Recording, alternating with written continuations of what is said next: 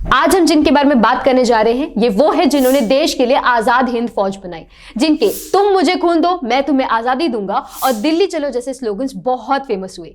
इनके कई कॉन्ट्रीब्यूशंस रहे हैं हमारे लिए। ये थे नेताजी सुभाष चंद्र बोस जी, जिनके आज कॉन्ट्रीब्यूशंस की नहीं बल्कि उनकी मृत्यु से रिलेटेड मिस्ट्री के बारे में देखेंगे कि ये रहस्यमय किन वजहों से बनी, उससे रिलेटेड थ्योरीज क्या रही और कुछ ऐसी बातें जो आपने और हमने पहले ना सुनी हो ना जानी हो।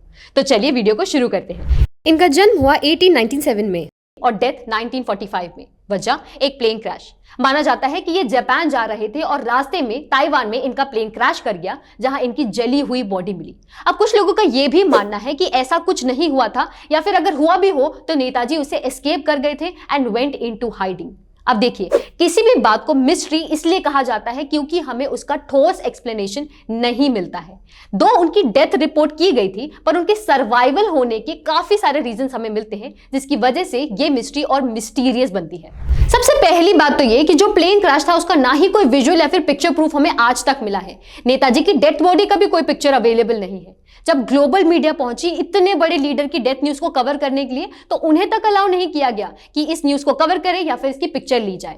इसके ऊपर ऐसा वाइडली क्लेम किया जाता है कि जापानीज गवर्नमेंट ने नेताजी की एशेस को टोक्यो के रेंकोजी टेंपल में रखा है, जिसकी डीएनए टेस्टिंग की रिक्वेस्ट आज तक इनकी फैमिलीज कर रही है इतने सालों से, जो अब तक नहीं हुई। इसके ऊपर और भी सरप्राइजिंग और भी शॉकिंग बात यह है कि बहुत ज्यादा ढूंढने के बाद भी इनका डेथ सर्टिफिकेट हमें आज तक नहीं मिला। रादर एक ऑफिशियल क्रिमेशन सर्टिफिकेट या परमिट जरूर मिलता है, not in the name of Netaji but in the name of Ichiro Okura, वो भी उसी वक्त का। तो ऐसा पॉसिबल है कि नेताजी की जगह वहां वो थे जिनकी बॉडी पाई गई, और rather this was a very big cover up. इनकी मृत्यु के कुछ सालों बाद ही पंडित जवाहरलाल नेहरू जी ने एक हिस्टोरियन को अपॉइंट किया एक किताब लिखने के लिए ऑन द इंडियन आर्मी, और फिर तैयार हुई 490 पेजेस की मैन्युस्क्रिप्ट, पर इसे कभी भी पब्लिश नहीं किया गया। तो ये हो सकता है कि या तो इसमें बहुत सी चीजें ऐड होनी थी, या तो ये बहुत ज्यादा कॉन्ट्रोवर्शियल थी, जिस वजह से इसे कभी पब्लिश ही नहीं किया गया। अब नेताजी की डेथ मिस्ट्री के अराउंड बहुत सारे रिपोर्ट्स, कमीशन और कमिटीज को बैठाया गया अलग अलग सालों में, पर ये सारी चीजें हुई इंडिया में ही रहकर, और इन सभी ने एक साथ यही कंक्लूड किया कि नेताजी की डेथ हुई थी एक प्लेन क्रैश में और ताइवान में ही हुई। पर ये डेथ मिस्ट्री फिर से न्यूज में आई 1999 में, जब मुखर्जी कमीशन ने एक और इन्वेस्टिगेशन की, पर not in India but in Taiwan या फिर ताइपे में जाके, जिससे ये और मिस्टीरियस बन गया क्योंकि उन्होंने ये बताया कि उस वक्त और उस साल में ऐसा कोई प्लेन क्रैश या ऐसा कोई इंसिडेंट रिपोर्ट ही नहीं किया गया था, जिससे इनके सर्वाइव करने के पॉसिबल रीजंस और भी ज्यादा बढ़ जाते हैं। इनके सर्वाइव करने पर कई सवाल भी खड़े हुए कि ये गए कहां, जिन पे कई थ्योरीज भी बनी, जिनमें से एक ये थी कि ये सब कुछ नेताजी का ही प्लॉट था। वो अलाइड फोर्सेस को ट्रिक करके अपनी freedom for struggle of independence जारी रखना चाहते थे और सेटल हो गए रशिया में ही। इस तस्वीर को देखिए, इन्हें कहा जाता है ताशकेंत मैन।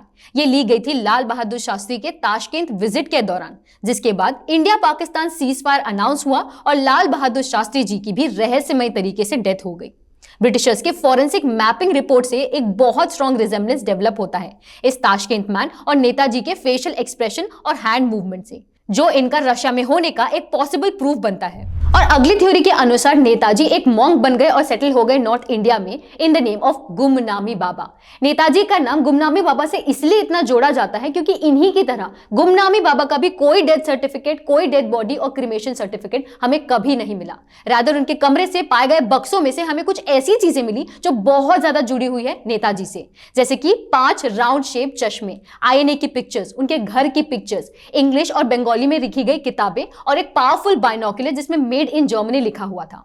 इनकी डेथ हुई 1985 में, जो सीधे मुंह किसी से बात नहीं करते थे। और स्ट्रेंज बात यह है कि इनकी मौत के करीब 42 दिनों तक लोगों को खबर तक नहीं थी कि वो इस दुनिया में रहे नहीं।